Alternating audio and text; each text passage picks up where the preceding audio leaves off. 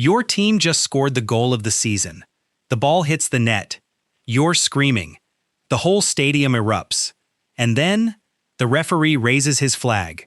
Offside. Goal disallowed. And you sit there thinking the same thing millions of people have thought for over 100 years. What even is offside? Here's the strange truth.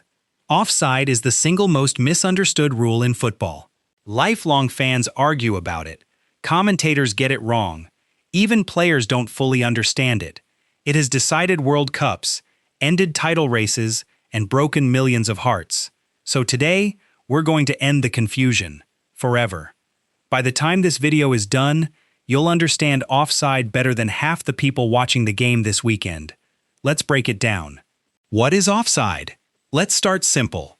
The offside rule exists to stop one thing: cheating by standing near the goal. Imagine if there were no offside rule. One player could just stand next to the opponent's goalkeeper the entire match, waiting. His teammates kick the ball up, he taps it in. Goal. Football would become a boring game of hanging around the net. Offside was invented to stop exactly that, to keep the game fair and spread across the pitch. So here's the actual rule, in plain words. A player is offside if he is closer to the opponent's goal than both the ball and the second-to-last defender, at the exact moment the ball is passed to him. Read that again, because every single word matters. Closer to the goal than the ball, closer than the second-to-last defender.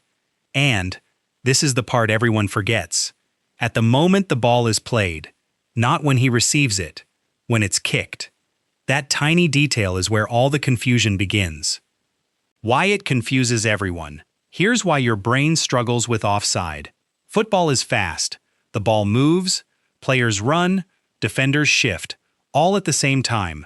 And offside is judged in a single frozen instant, the exact frame the ball leaves the passer's foot.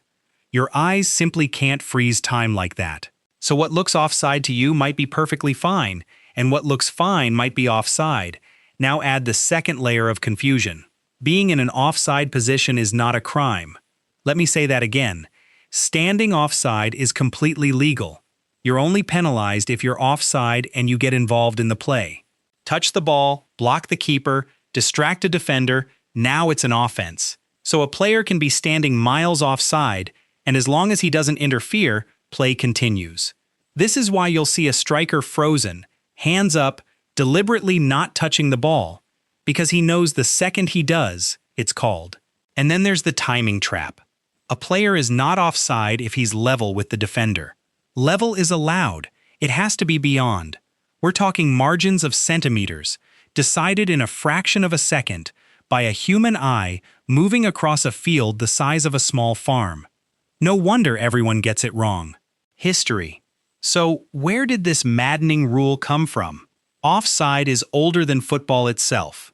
Versions of it existed in school games in England back in the 1800s, where the idea was simple.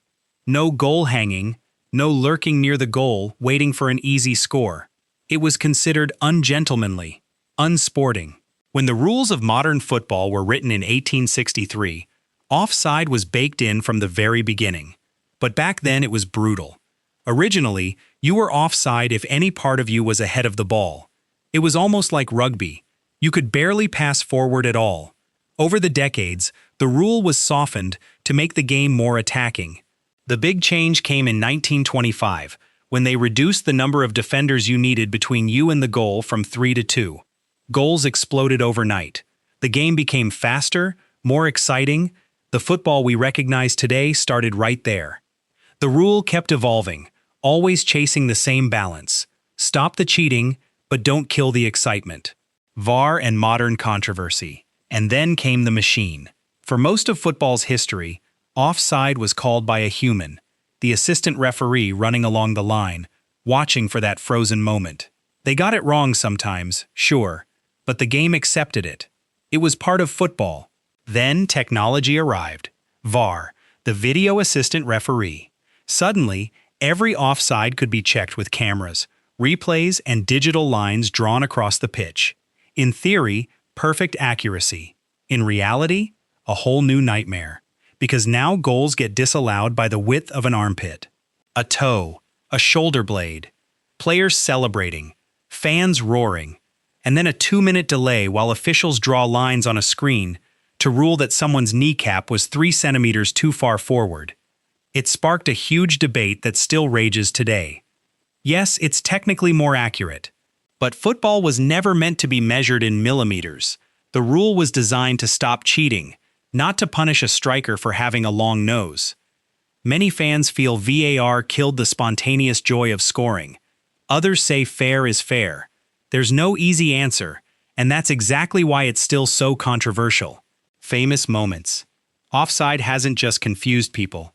It's changed history. Think about how many massive moments have hinged on a raised flag. Goals in World Cup finals, ruled out by inches. Title-deciding strikes, erased. Entire seasons swinging on whether a striker's shoulder was level or ahead. There are legendary goals that fans still argue were wrongly disallowed, and equally famous goals that should have been offside but were allowed, changing the fate of a tournament. Whole nations have celebrated and grieved because of this one rule. That's the strange power of offside. It's not just a technicality. It's one of the most dramatic, decisive rules in all of sport, capable of turning triumph into heartbreak in a single heartbeat. Conclusion. So let's bring it all together. Offside exists for one simple reason: fairness. To stop players from cheating near the goal, and to keep football the flowing, open game we love. The rule itself is actually simple, closer to the goal than the ball and the second-last defender, at the moment it's played. What makes it feel impossible is the speed, the frozen timing, and those razor-thin margins. But now you know. The next time your team's goal gets chalked off, you won't just be angry and confused. You'll actually understand exactly what happened, and you'll probably explain it to everyone around you.